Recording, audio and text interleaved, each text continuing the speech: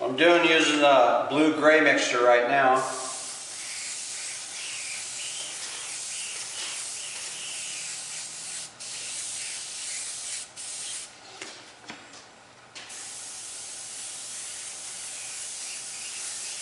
What I do is just put a light coat over it all. Spread a little bit of black underneath it to begin with, just to get some coverage. Then I'll use a light gray here in a second.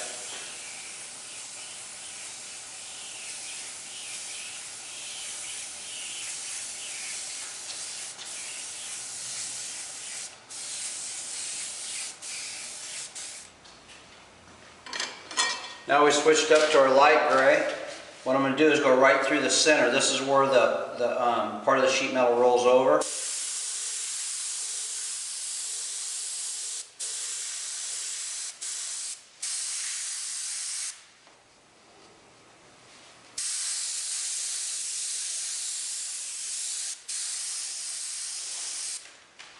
And I take my black, go right on each side of it.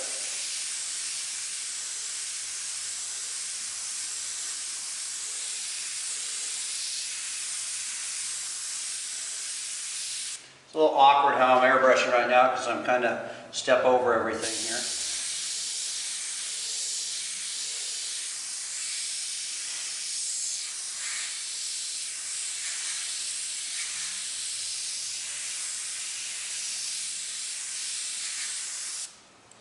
I'll take my white and go right dead center where the gray is. You wanted the gray to overspray, but kind of blend out, and then the white's going to just be really bright right through the center.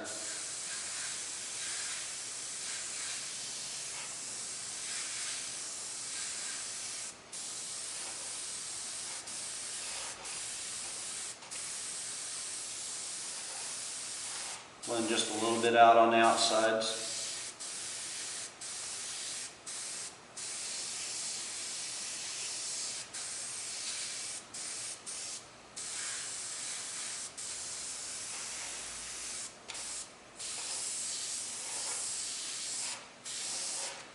I'll take my black one more time and go right, make a couple sharp edges here.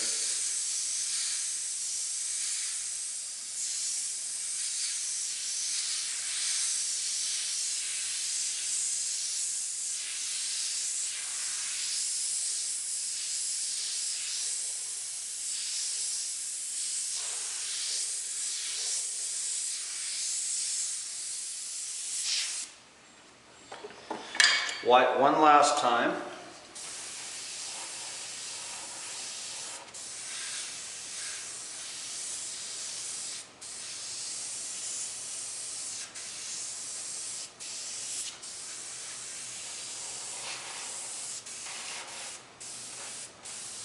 Then I'm just going to go around right on the edges.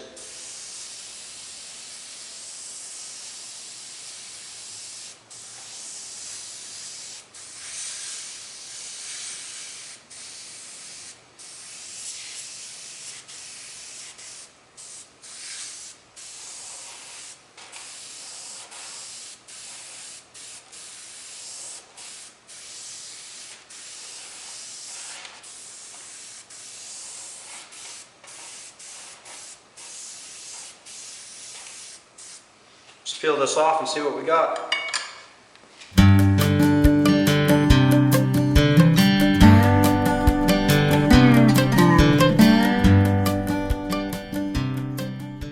Next step I do is I take a waterborne cleaner and I make sure I wipe this back off. What that do is get any glue residue, or what I call tracking, because what happens is when you start spraying your black for the shadows, like I'm going to do here really quick, what happens is when you spray that, it actually, if there's any adhesion from any glue, the black wants to track into it and it kind of gives a distorted look. So now we're just going to take our black, air dry this, make sure it's all dry, and now we'll create our shadows.